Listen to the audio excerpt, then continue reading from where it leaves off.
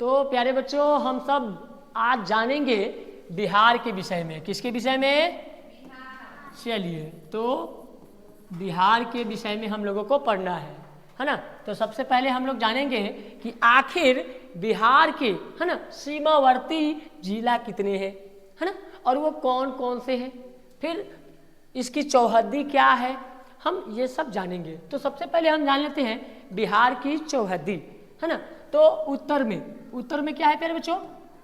उत्तर में है नेपाल। क्या है? नेपाल, है ना। उसी तरह दक्षिण में क्या है? दक्षिण में है झारखंड। क्या है प्यारे बच्चों? है ना। उसी तरह पूर्व में क्या है? पूर्व में है बंगाल। क्या है? बंगाल, जिसको हम पश्चिम बंगाल कहते हैं। क्या कहते हैं? पश्चिम बंगाल, है ना।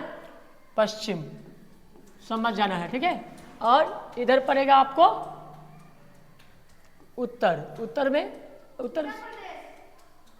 अच्छा ये सॉरी पश्चिम पड़ेगा ना, ये क्या पड़ेगा? हाँ, तो ये है पश्चिम। और पश्चिम में क्या पड़ेगा? उत्तर प्रदेश। प्यारे बच्चों प्रदेश है, समझ जाना है, ठीक है। अब हम बात कर लेते हैं, हमें तो ये लोकेशन पता चल गई, है ना। अब हमें ये पता होनी चाहिए कि आखिरकार नेपाल के साथ कितने, है ना, कितने क्षेत्र है जो नेपाल के सीमा से टच करता है, ठीक है। तो सबसे पहला बात करेंगे हम, यहाँ पे आता है ना पश्चिमी चंपारण। क्या आता है? चंपारण। और उसके बाद आता है पूर्वी, है ना, पूर्वी चंपारण। हाँ, थोड़ा सा बाबू आप लोग को फ्रेश दिख रहा है ना, थोड़ा सा देख लीजिएगा, ये फ्रेश दिख रहा है।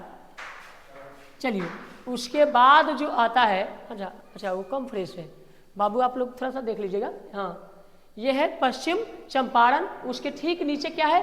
पूर्वी चंपारण। और उसके ठीक नीचे सीतामढ़ी। क्या है प्यारे बच्चों?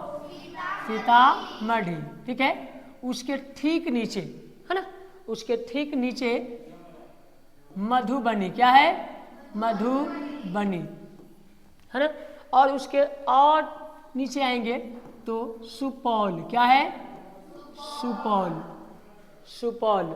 और उसके बाद क्या आएगा प्यारे बच्चों? सुपौल के बाद क्या आएगा? अररिया। क्या आएगा? अररिया। उसके बाद आएगा किशनगंज, है ना।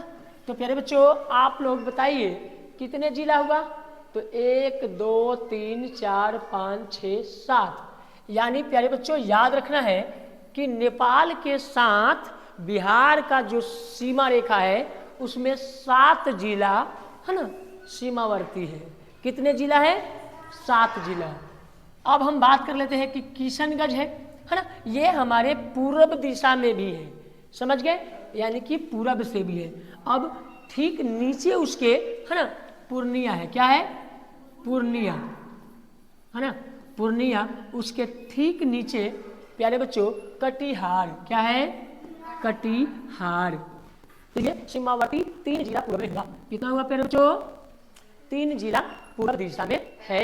उसके बाद अगर हम बात करेंगे, है ना, तो इसके ठीक नीचा कौन है बच्चों? आप लोग बताइए, सोचिए जल्दी से जल्दी, है ना। अगर एक और चीज बात हम बता देते हैं कि बिहार के बीचों बीच जो है ना, आप लोग जल्दी से सोचिए, तब तक हम नेक्स्ट टॉपिक पे ही बता देते हैं कि बिहार के बीचों बीच जो है गंगा नदी निकलती है। कौन सी नदी है? हाँ, गंगा नदी निकलती है ना। अब प्यारे बच्चों सवाल उठता है कि गंगा नदी, है ना, वो गंगा नदी जो है वो कहाँ से निकलती है और कहाँ जाकर मिलती है?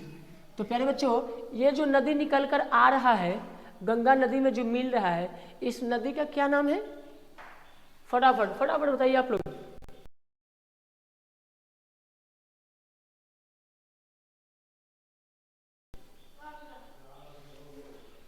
चलिए, आप लोग को नहीं पता है तो याद से लिख लीजिए, ये है घाघरा नदी। कौन है?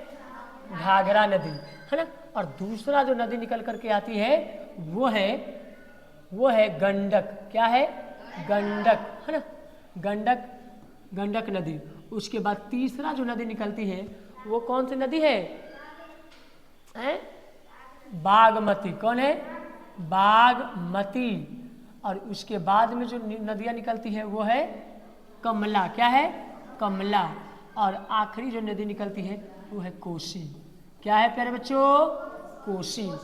तो आप लोगों को है ना उत्तरी बिहार से निकलने वाली नदियाँ समझ में आ गया होगा, है ना प्यारे बच्चों। किसी को कोई दिक्कत है क्या? किसी को कोई दिक्कत है क्या कि हमारे उत्तरी बिहार में कौन कौन सी नदियाँ हैं और फिर सभी नदियाँ की धाराएं किस दिशा में बहती हैं? अब आप लोगों का सवाल एकदम कंफर्म हो गया होगा कि सभी नदियाँ का जो दिशा है वह जाकर गंगा नदी में मिल जाती है और फिर वह पश्चिम बंगाल से होते हुए बंगाल की खाड़ी में जाकर गिरती है। कहाँ गिरती है? बंगाल की खाड़ी में।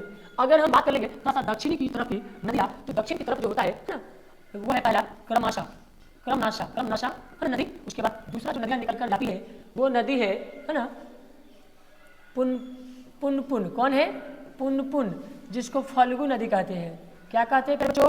फल्गु नदी कहते हैं। और तीसरा जो निकल कर जाती है वो है सोन नदी। क्या है बच्चों? सोन नदी।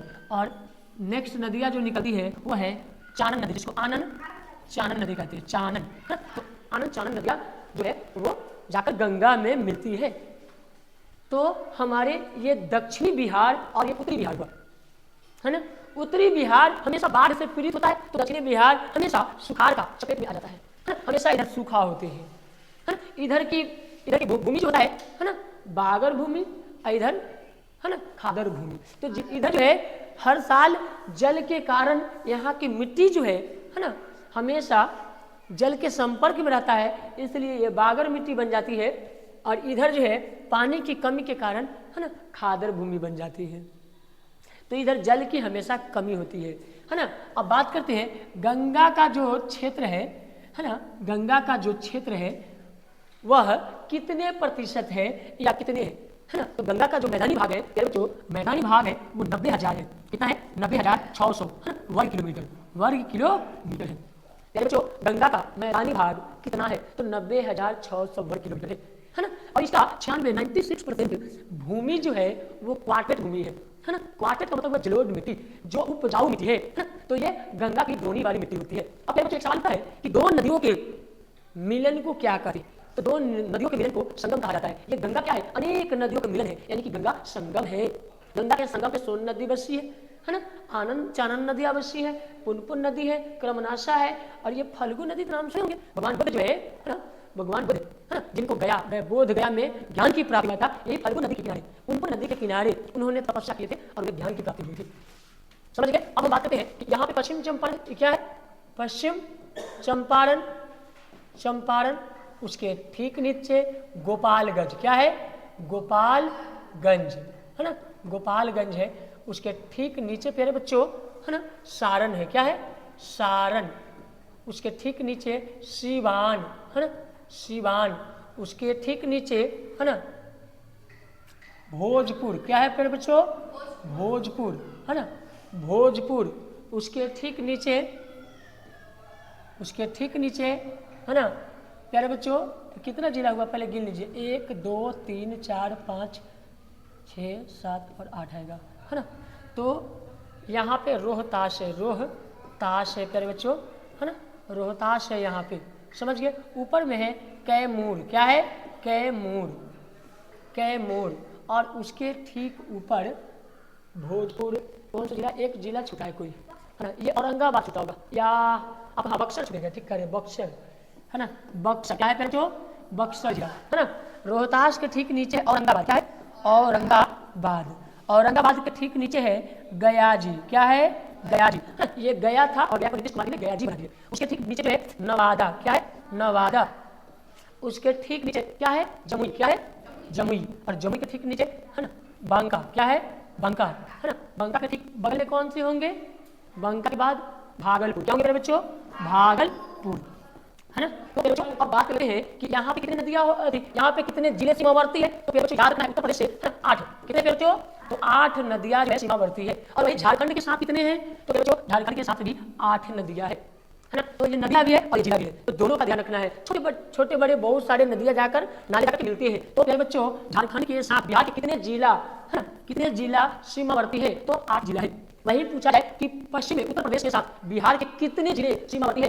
तो प्यारे याद रखना है 8 है। समझ गए? और कौन कौन है सो याद रखना है। और बच्चों आपके मन में सवाल उठता होगा कि सर इधर में 3 इधर में 7, तो 7 और 3 10 हो गया, और 10 8 और 8 16, 16 और 10 कितना 26 होता है। आपके मन में ये सवाल आता होगा कि सर आप तो 26 बता दिए जिला, तो फिर आप, है ना, 26 कभी याद न रखिए, जिला याद रखिए कि 22 ही है। क्यों? क्योंकि 4 ऐसे जिला है जो दो दिशा में संबंध है। जैसे किशनगंज देखिए, तो किशनगंज आपको दिख रहा होगा कि किशनगंज जो है वो पूर्व में भी है और उत्तर में भी है, तो दोनों में है, इसलिए एक ही बार गिनेंगे। उसके बाद कटिहार आपको, कटिहार जो है आपको पूर्व दिशा में भी है और दक्षिण दिशा में भी है, ठीक है। उसी का रोहतास का काम हम जो करते हैं वह हम दक्षिण दिशा में भी करते हैं, उत्तर दिशा में भी, दोनों के सीमावर्ती है, इसलिए हमें याद एक ही करना है। उसी प्रकार यहाँ देखेंगे तो ये है पश्चिमी चंपारण, है ना। तो पश्चिमी चंपारण आपको दिख रहा होगा कि ऊपर में नेपाल के संपर्क में भी है और इधर में आप देखते होंगे कि यूपी के संपर्क में भी है। इसका मतलब है कि ये 4 जिले ऐसे हैं जो दो दिशा में, यानी कि दो सीमावर्ती में है, इसीलिए 22